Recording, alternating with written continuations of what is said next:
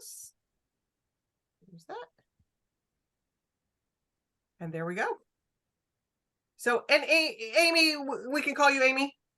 Yes, Amy's okay. Good. Amy's good. Yeah, because I was going to love initials. That's like, what's initials? It's like some people, it's like, no, call me by my initials. I always like to say when I start the webinars, I always feel like I'm flinging the doors open at Warwick's and letting people come joining in. So I take a few minutes for people to join in. So I will babble for a couple minutes. If you're watching us here on YouTube later or Facebook later, we're not live with you, but stay tuned. This is going to be a wonderful conversation. I was gushing in the green room, both Rachel and I loved this book so much. I love my dark and creepy books. And it's this gut one punch of a book. It's like, whoa. But so well done. And your writing, Amy, is just amazing. So cannot wait for this conversation. So, so just to let people know, Amy, where are you calling in from today? I'm calling in from London, where it's just gone 6 p.m. It is incredibly dark and cold, but not raining. So that's one thing we've got going for us tonight, at least. There you go. Apologies, by the way, my cats are sort of wandering around, and they usually like getting involved when I'm talking. I love a cat. And there are tiny people on the computer, so if that happens, it'll probably just be cute. Yeah, cat cameos are cute. Cameos are fun. Yeah, cat cameos are cute. Good. And Rachel, you're calling in from Toronto, where it's 1 p.m. I always love seeing what time zones people are in. And I'm here today, which is great. So, and then for those that aren't aware, if you're joining us from somewhere else, Warwick's is in San Diego. It's actually La Jolla, just a little north of San Diego in California, and it is 10 a.m. here. So we've got the time zones covered. We've got the continent we got all kinds of places covered today. So for those of you that are joining us on the webinar, I'm going to put a link how to order the Glutton. I don't know if you can show that beautiful cover, Rachel. Oh. I put my Zoom on blur a few weeks ago, and it's never gone back. So I'm so. But that looks. I love the cover. It's a stunning cover. Yeah, and it's the Warwick staff pick right now, right? Yes, it is. Yes, it is. So it is. Yeah, it's got all kinds of love going on right now. So I'll put a link on how to order it. If you're in the unfortunately can only ship to the United States, but I'm sure you've got a local bookstore. If you're joining us from either London or Toronto, local bookstore, you could buy this wonderful book from.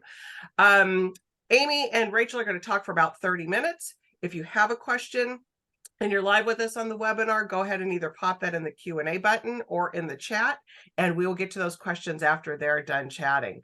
So let me introduce these two ladies because I can't wait to get to this conversation, and I'll go away for a minute. Amy, or A.K. Blakemore, is the author of 2 collections of poetry, Humbert Summer and Fondue. She has also translated the work of Shishwanese poet Yu Yo-Yo.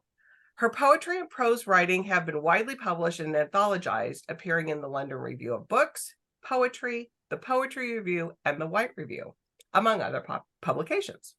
Her debut novel, The Manningtree Witches, won the Desmond Elliott Prize 2021. As we said, she's here today to talk about her new book, The Glutton. And joining her is our ever wonderful Rachel McMillan. Rachel is the author of The London Restoration, The Mozart Code, The Herringford and Watts Mysteries, The Van Buren and De Luca Mysteries, and the 3/4 Time series of contemporary Viennese romances. She is also the author of Dream Plan Go, a travel guide to inspire independent adventure. Ladies, have a great conversation. I'll see you in about a half hour. Thank you so much. Thank you so much. Thank you so much for talking with me. I was absolutely honored to read an early copy of this book. And it is, readers, this is one of those books that is not just a read, it's an experience. experience. It's an overwhelming experience. And it's one of those books that you're going to want to fly through to see what happens next, but you also want to savor and slow down, because there are moments you are going to want to reread and reread, partly because the language is so evocatively beautiful, but also because the imagery is so wonderful. So I wanted to start by asking you, where did you stumble upon this amazing human history? So this novel's been percolating for a very long time. It would have been probably getting on for a decade ago, and it shows you how long ago it was, because this was when BuzzFeed was still kind of a big thing, and it must have been around this time of year, because it was like a BuzzFeed listicle of something, you know, kind of like the 30 creepiest Wikipedia pages or something. So I first discovered him through Wikipedia. Not very academically rigorous of me, but that was where I first came across him. And I was reading through his Wikipedia page, and it's one of those biographies that is very much stranger than fiction. You know, if a writer made it up, no one would be able to suspend their disbelief through it. But yeah, and I scrolled down to the kind of other media and was fairly astonished that while there is an opera about him, there's been an opera about him and a puppet show about him, no one had written a novel, as far as I and the internet is aware. So then I just became obsessed with the idea of writing a novel about him. And I got round to it eventually. Next for research, did you start with his history, or did you start with the French Revolution and the canvas that his story is painted on? I started with his history, but actually kind of primary sources about, you know, around his life are remarkably limited. Sort of everything we know comes from pretty much one article that was published in a Paris medical journal about 8 years after he died, that was written by a doctor who had treated him when he was a soldier in the French Revolutionary Army. But that document itself is really weird. It's ostensibly like a medical or scientific account of this man. But there are elements of it that are obviously completely fantastical. He describes how Taha was so frightening that cats would run from him in the street, and he smelt so bad that kind of the air around him vibrated with, you know, all the stuff that couldn't possibly be true. So it was quite a good source for the essential beats of his life, kind of the beginning, the middle, and the end of his story. But it also kind of gave me permission to treat it more like a myth I was retelling. I knew I wanted it to have a grit and a level of realism to it, and to stick as closely as I could to what we do know. But also, there is no true story there, or there is no recorded true story there to jump from. You're kind of jumping from the dark. So I kind of ended up having to treat it, as I say, kind of more like a retelling of a pre-existing myth than the mythologizing of a true story, which was really good fun, particularly since my first novel, there was so much archive, you know, there were lots of facts to go off. This kind of felt like a much wilder ride in terms of how much scope I had, in terms of what I would do with the character. Yeah.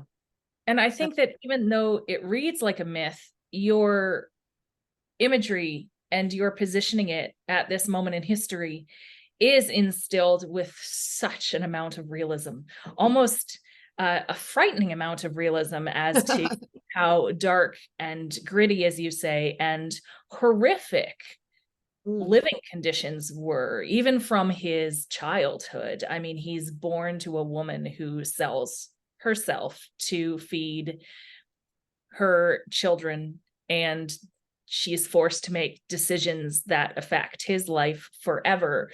And I think it's really awesome that you already mentioned the myth aspect, because there is a timeless fable-like quality to the writing that immediately put me in mind of Perfume by Patrick Suskind, which we talked about earlier, which is just one of those amazing novels that never leaves you. And this is very much a similar experience. And then Melmoth by Sarah Perry, which was another book that is based on myth and legend and just kind of viscerally overtakes the reader with this wow.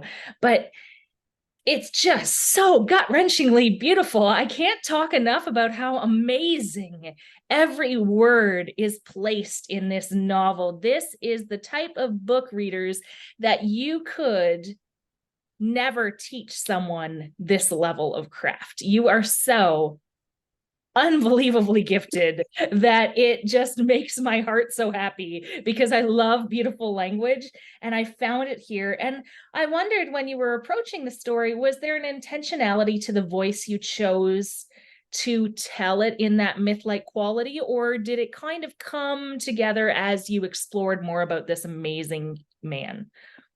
A little bit of both. So one of the things that was quite key to my research was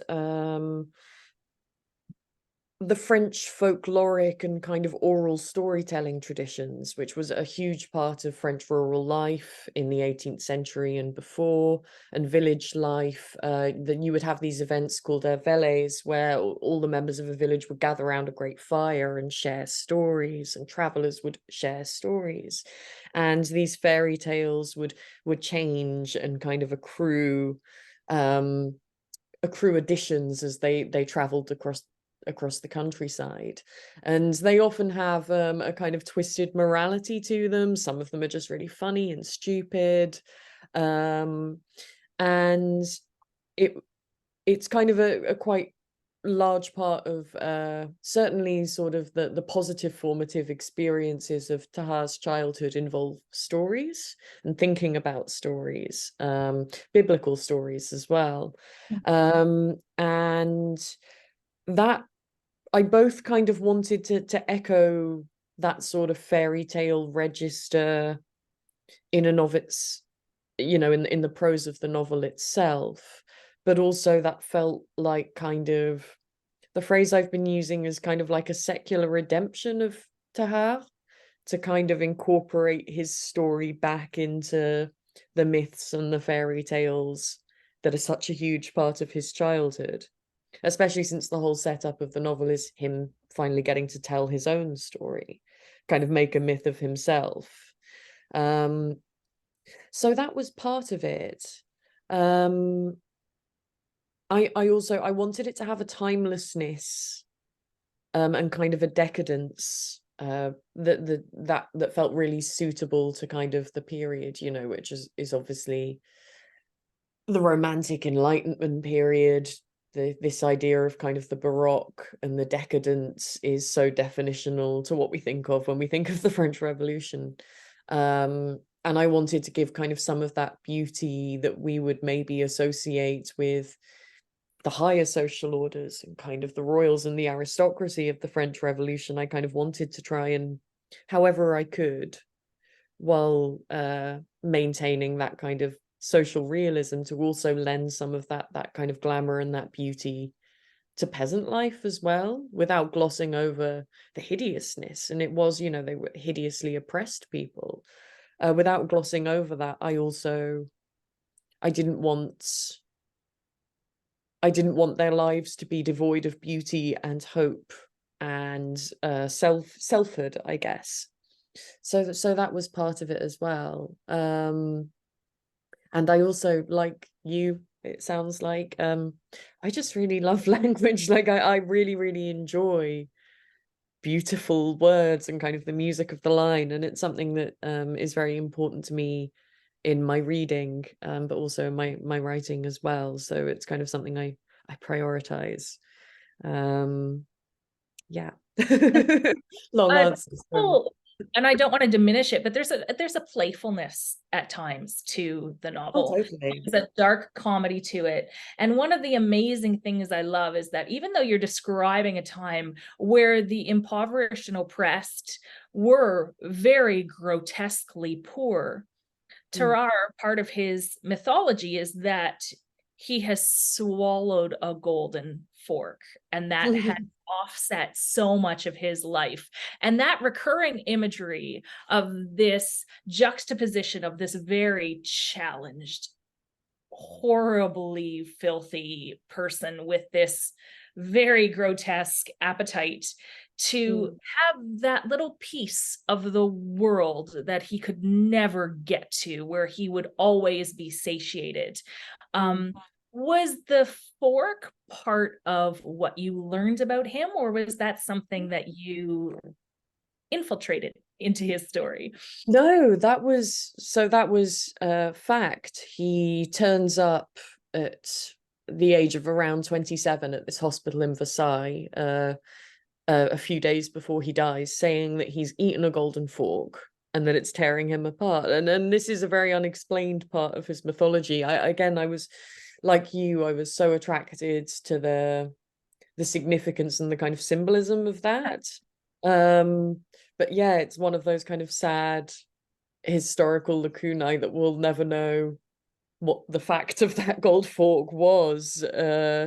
I know that when he was dissected after his death, they didn't find it.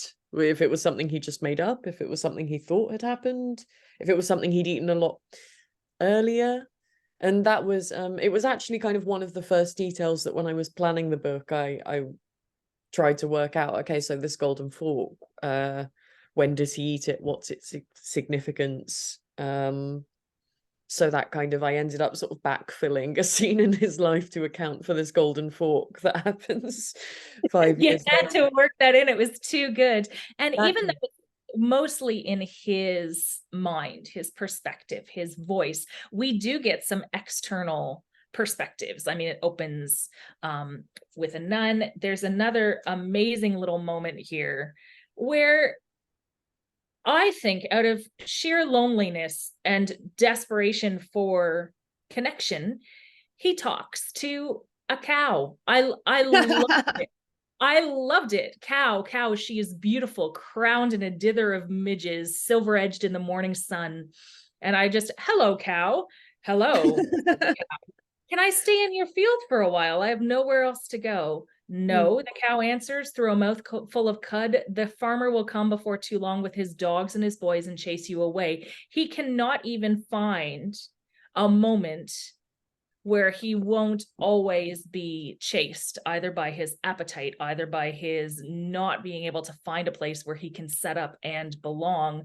And I just wondered, because I just loved that scene so much, and I loved that he spoke to the cow. Is that something that you outline, or did it just come with the moment you're sitting there and you're like, he's in a field, we need him to have some kind of outlet here? So this is a really weird one, and I'm usually very anti the mystification of writing as a process, and this is the only time it's ever happened to me, but that scene actually came to me in a dream. I feel so hippy dippy saying that. But well, not the entire scene, but the image of this boy falling down in a field surrounded by cows who were just kind of sitting very peacefully around him came to me in a dream, and I knew I really wanted to include it somehow, because the imagery, sometimes you have those very vivid dreams and not necessarily any sort of narrative remains with you, but just some very sharp, vibrant images do. It was one of those. So I knew I wanted to include it somehow. And also, cows are my favorite animal. It's a bit of a strange one to have as a favorite animal, but I think they're beautiful, and they smell like grass, and they have lovely long eyelashes, and they have the most expressive eyes, as if they're Yes. always watching us. Exactly. There's an observant mellowness to them that I've always found very serene and lovable. So I wanted to also include a kind of tribute to the cow. It's wonderful. And they're so gentle and I give spoilers, but there's a moment, where he's had this very it's very heartbreaking familial ramification from a decision his mother makes that obviously is going to follow, and it's just so perfectly placed. And then I also, I underlined half this book, so we would need another 3 hours. But if history is a stone lion, and I have practiced saying his name a lot with my friend, but I'm never going to say it as well as you do. Terrar is the ivy that fills its mouth. You just walk us through that, because gosh, I wrote that down on a post-it and it's living on my fridge forever. It's so good. A reference to the Clarice Lispector novel, about a woman who eats a cockroach. Oh. Yeah, The Passion According to GH, it's called. I really, really recommend it. It sounds much grosser than it really is, but it's sort of about a young, I don't know how to describe her, like socialite, living in Brazil, and she's kind of come back from a party. She's in her beautiful opulent apartment, and she sees this dead insect on the wall, and it's an entire novel of maybe about 120 pages. She's just sitting on her bed looking at this insect, thinking about life, the universe, humanity, and then eventually she decides to eat it for reasons that are somewhat unclear. But it's sort of a novel about beauty and disgust, and it's yeah, so there's a line in that about history as a stone lion. Oh, well together. I mean, beauty and disgust, right? And clearly she's not the first to do the cockroach thing. Thanks, Kafka. Yeah. I just love that, because it leads into, your NPR interview where you talk about a strong stomach is required for this book. And it is true. It's not one of those novels that's about food and consumption that makes you want, it's so beautifully described, like chocolat, where you want to go and eat everything. It's like, oh, I'm just gonna have some water. And I was understandably unsettled and squeamish, but not in a bad way. I want readers to know that when you read this, you're going to have those nose turned up moments where it's like, oh my gosh, this is a lot. But framed with the beauty of the language and absolutely settled within this character who is so beautifully painted as a tragic figure longing for hope, it actually becomes something so ethereal. The melding of, as you say, grossness with opulence, it just works so well. I did wonder, were there any moments where you had a physical experience writing this book where your stomach was turned, where you were like, I can't eat anything, or it's like, okay, I'm going to shut this off and go have some toast? No, so I think people have asked me this before, I suppose more in the context of The Manning Tree Witches, which is in some ways quite a tragic book, kind of like, oh, does writing it really trouble you? Does it really affect you? And kind of as tragic as the stories, the actual history I'm writing about sometimes is, I think when I'm actually writing, I'm very much in the mode of craft. I'm thinking of it as kind of like a problem I need to solve, and I'm almost quite detached from the content itself. So I'm almost not really thinking about anything other than what are the best words and what's the best order to put them in. So I think when I'm actually writing it, there's a level of remove that prevents disgust or sadness or something like that. Maybe that makes me sound psychotic, but that's just how I experience it. Like I almost you sound like a poet.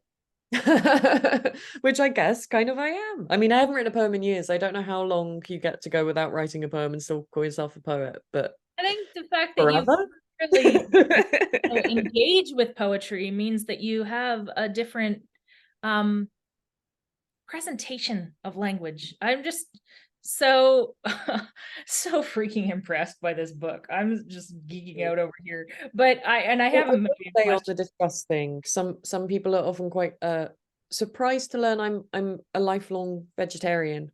So I haven't eaten meat probably since I was like in my very early 20s, and I'm 32 now. So I do think one of the things that I was almost so, and meat holds a certain level of disgust for me. Not like in a, oh, I can't watch anyone eat it, but like, I don't know, like if my partner's eating a steak, I kind of, I hate the smell of raw meat and cooking, I don't like, I don't eat it either. And I don't even like the look of it. If it's hanging in the grocers or whatever, it's like, yeah, just the textures and the smells I find very, so I do think I was, part of me when I was writing the novel, particularly the bits involving, you know, gizzards and innards and things like that, I was tapping into, I think I would have found it harder to write if I was a meat eater, counterintuitively perhaps.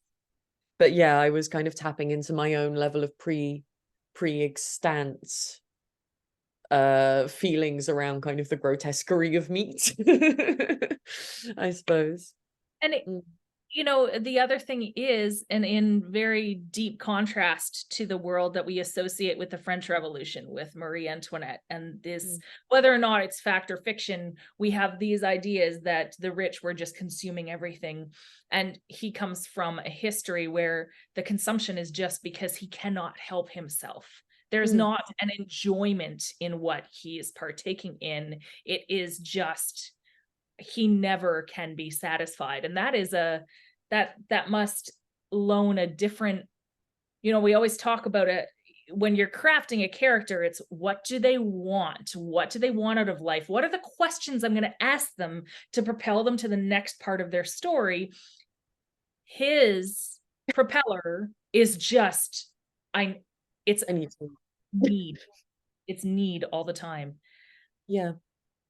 And did you, and I know that you said that you don't like to talk about process, so we can, but how did he come to you? Did you just start writing and he started telling you bits of his story? You seem to know him so intimately. So it's just, oh, it's a lovely experience to read this. Oh, I freaking love this book. He's my favorite character I've ever written. I absolutely love. I can tell you adore him. Yeah, I do. It was like just that really. There's a really nice Ursula Le Guin quote about how like sort of writing a character is a bit like falling in love in terms of as an empathetic exercise. Like the only similar thing she can think of is falling in love with someone. In terms of that sort of sensitivity you develop. And that sort of projection you're doing into someone else's feelings. And with him, it was like very total. And I kind of underplanned this novel in some ways. That kind of perhaps ended up being quite fruitful because he, as I imagined him, he's such a creature of instinct and appetite. He's not one of the world's great thinkers or planners. He's quite guileless, like you know, sort of later on in the book he can sometimes behave in ways that are quite manipulative, but he's not a great manipulator of situations or other people. He just sees what he wants and he wants it. He doesn't even necessarily feel like he's entitled to it or know how to get it, but his want is all consuming. And it felt like to kind of mirror that way of moving through the world, I had to be quite spontaneous and kind of apathetic in my writing as well, which is also how things like the cow scene ended up happening. I was also just following like, oh yeah, it would be fun to do that. Like, oh my God, that would be, you know, I just sort of I followed where he led. And again, I hope I'm not mystifying it too much, because it was just literally a question of once I had my beginning, my middle, and an end, and a vague idea of what order scenes had to be in and where the characters had to be and when, and who the kind of ensemble cast around Tara were. Once I had an idea of that, it was kind of just, you know, I would wind up these characters, put them in a scene and let them go. And like, then they talk for themselves. And I don't know if it's something that non-fiction writers quite understand, but people think it, years after a novel of mine is done and published, I still hear them. They're still going. I still think of them because you live with them for so long. And I just, I want to come back to a question regarding that at the end, which we're coming close to here. But I did want to ask, was there any research or scene that, due to editorial influence, time restraints, or even that it just interrupted the flow of the story, did not make it into the final novel? That's a really good question. So I would have liked to have made it, sort of half of me was like, I would have really loved to have bunged another 300 pages in and make it like a proper epic of the French Revolution. Like, he was in Paris when the Bastille fell. Could there be a scene with the fall of the Bastille? Yeah. In the end, so these weren't scenes I'd actually written and ended up cut from the book. This was just kind of a different vision I'd had for what Like, how far can we take this guy? Can we Forrest Gump him into Yes, every major French almost, revolution? almost. And in the end, I ended up deciding against that because it felt, because I fell in love with him as a character so much, and I felt like I wanted more the about focus, the history. Yeah. I wanted the focus to be more about him, and it felt like it was detracting from the sort of Bildungsroman, the biography of Tahar, to make it into this kind of sweeping Dickensian tale of two cities, Les Mis, like, Yeah. I didn't want it to turn into Les Miserables. So, but I would have had so much fun writing those scenes. It would have been a very delicious experience, to have gone kind of deeper into the politics of the era, and the kind of fabulous and terrifying set pieces involved in the French Revolution and Napoleonic France. So those weren't really things that were kind of cut, but they were sort of things that were cut at the kind of conceptual stage, I guess. Terminated and then shelved because it could have been too much about the fantastical world he lived in and not this man It also would have taken me a decade to write, Yeah. like on a basic level, and there's nothing wrong with taking a decade to write a book. But got to pay my rent, got to feed my cat. So that was also a consideration, like that would maybe be a novel to attempt further down the line when I have 10 years to spend on writing a novel. So it was partly practical considerations. In terms of the actual manuscript, I think there were sort of tiny bits trimmed, particularly from the middle section, which was in some ways the hardest to write because there were so many characters. This is when Tahar is kind of wandering the countryside of France, working as a showman, kind of traveling with these sex workers and bandits and kind of petty thieves, essentially. And it was a lot of fun, but it was quite hard to resist this sort of feeling of aimlessness. So kind of in the editorial, we worked quite a lot at kind of tightening that up and trying to make sure it had the same kind of forward drive as the first third of the novel and the last third of the novel. You almost have to ground him because he will spiral everywhere. Like, there is so much that this character experiences, and I don't know how, honestly, I'm not sure how you kept it to this word count to begin with, because I was like, she's bursting to tell everything. I was.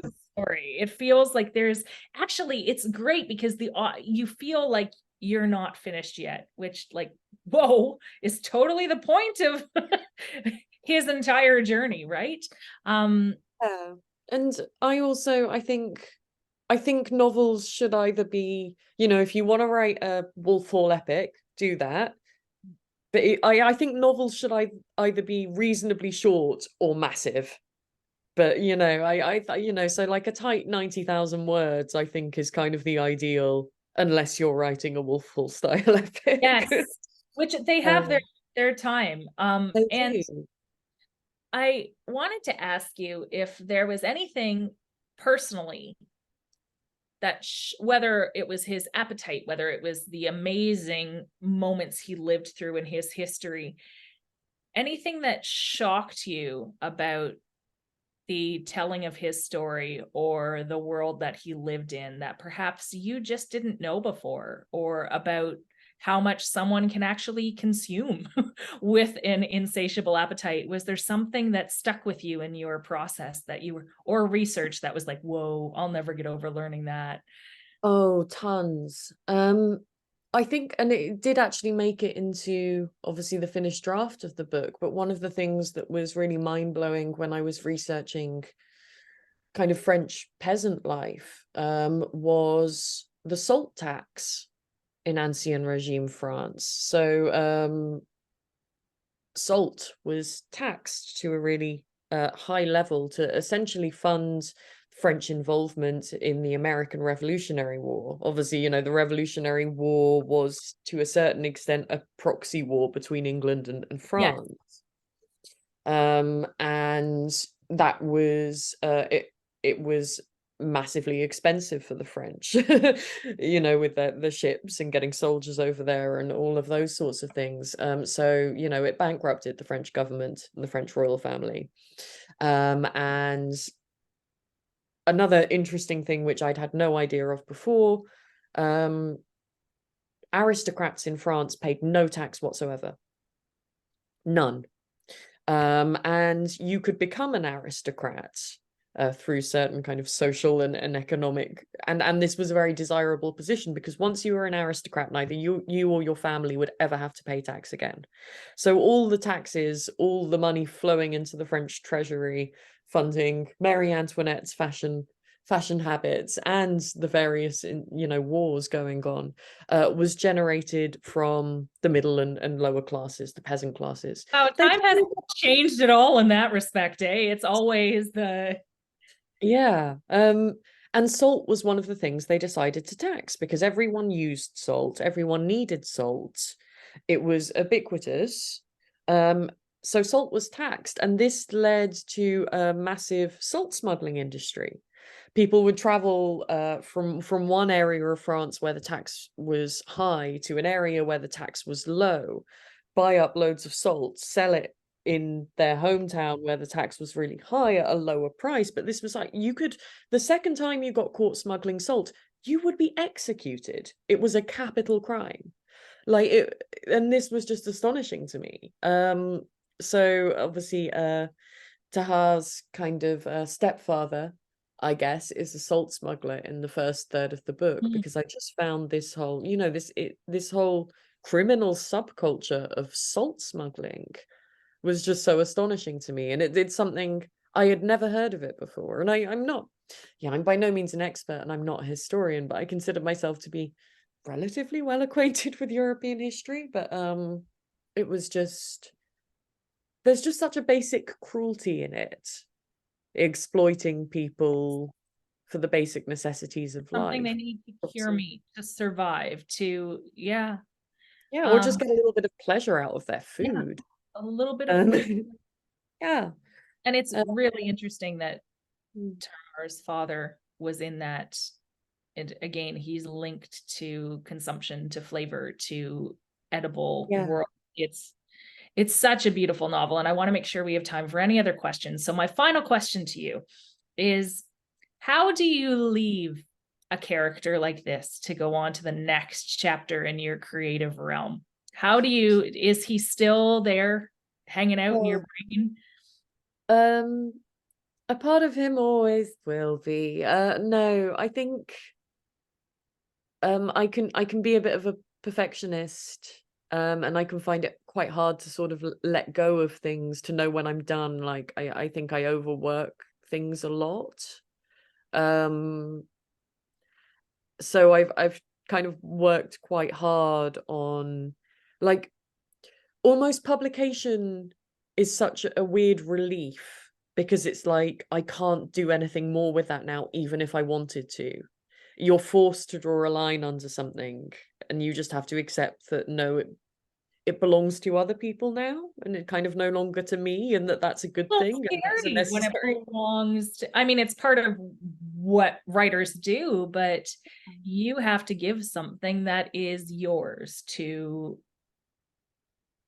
the populace, and then he is no longer just yours in your head. He's open to all of our interpretation.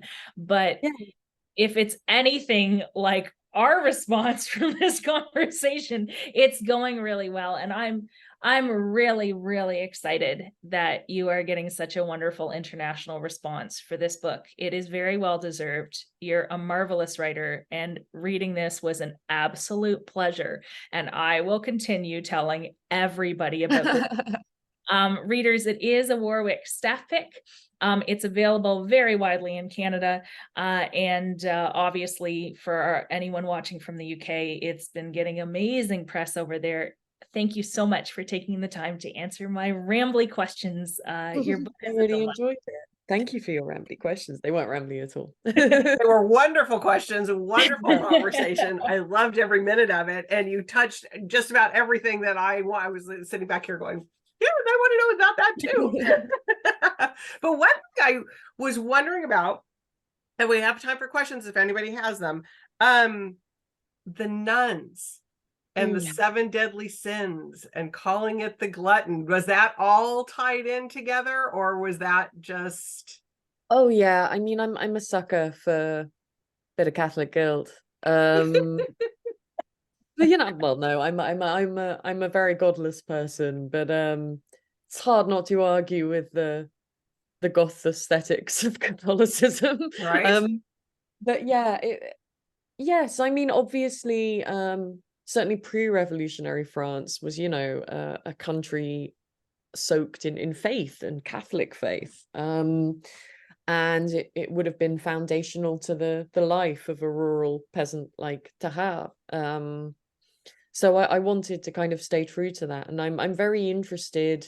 You know, Manning Tree Witches is about Puritans, and this is a novel about Catholics, and I'm very interested in how, especially historically, faith shaped psychology and shaped the way people saw the world around them. One of my friends, the novelist Kieran Millward Hargrave, has put it really well. She said, kind of, you can't write a historical novel that doesn't include faith. God was gravity to these people, you know, just a reality. And that's always something I'm very kind of conscious of. One of my sort of bugbears in other historical fiction is when their characters are just kind of like unconscionably modern in the way they see and experience the world around them.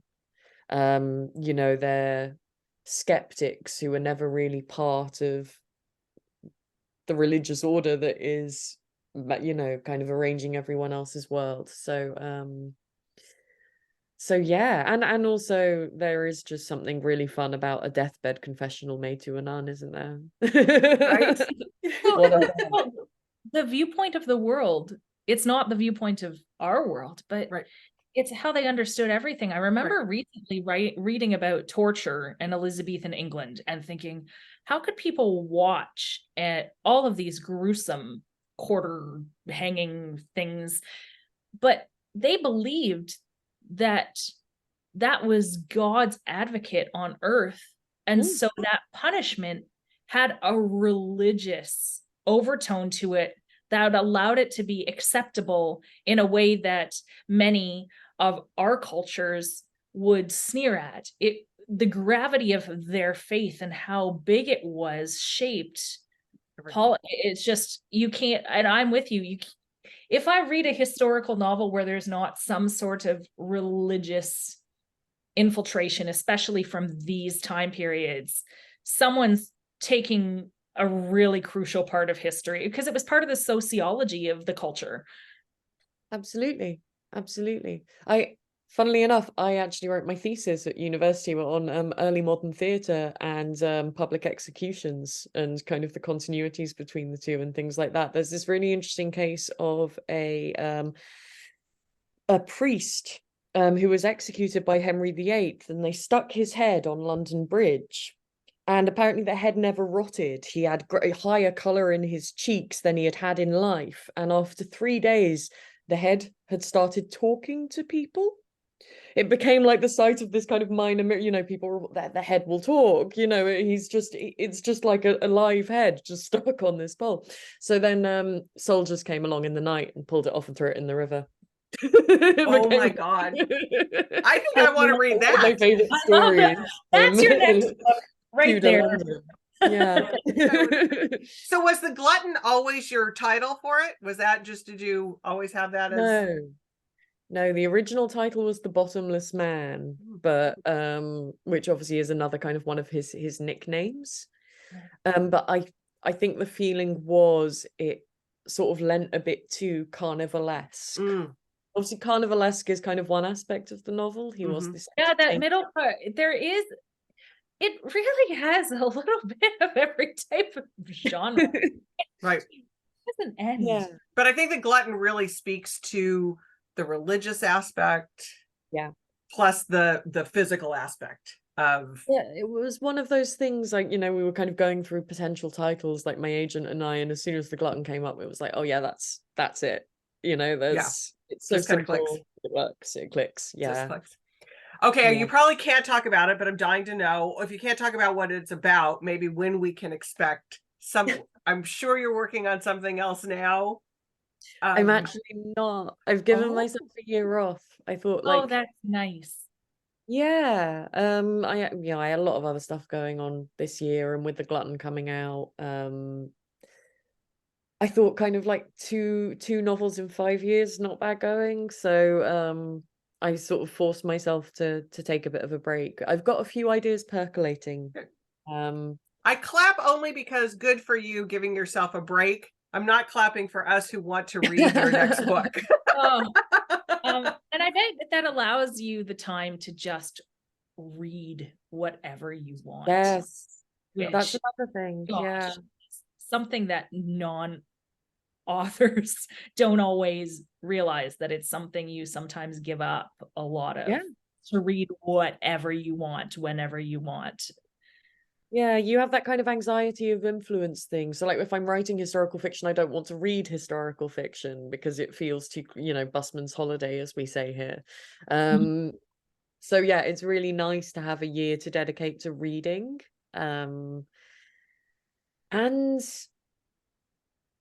also just I don't want to kind of necessarily be the sort of writer who publishes a book every 2 or 3 years for the sake of having a book out. Like, I want expectation. Yeah. I want to have something that feels worth saying. And I don't think I've got a few sort of vibes going around in my head, but nothing that's quite grabbed me in that way that it's like, I have to write this novel yet. And I feel like I'll know it when it pops into my head. So it's also just that waiting for that idea where it's like, well, I can't not write it. Right. Where that burning feeling that it's just like, I've got to do this. Right. Yeah. Veronica makes a comment here that she agrees with both of you about reading a modern view in a medieval world is always jarring. It's just, it just snaps you out of a story. And the voice, I read one recently, and I won't ever throw an author under the bus, but it was set during a very, very horrible time in history, and the voice did not match the gravitas of the period. Like, is this really where our modern sarcasm would come in? It can be very dissonant to have those. Right. And obviously we can't completely emulate how people spoke or thought in the 18th century, but there is a way that you so perfectly select words and language that are known to us, yes, but that would also have existed. And the tone really suits, I feel, the narrative and the fable-like quality of it. And isn't this so good? I'm so glad we both loved this book. Oh my God, I love this so much. I just like, I can't talk about it enough. Rachel, as always, a wonderful conversation. Thank you so much for your time doing it. You know, I adore you. And this was just so much fun. I was so thrilled to be asked. Thank you. Oh, absolutely. And Amy, thank you so much for taking the time to come to us today. Thank you so much for having me. I hope you all have beautiful weekends. Nice too. And thank you to everyone listening. And thank you, Rachel, for your amazing questions. I really enjoyed this. It was a treat. Thank you. Everybody go read this book. It's so good. Exactly. Read it now. Bye, everybody. Thank Bye, you. everybody.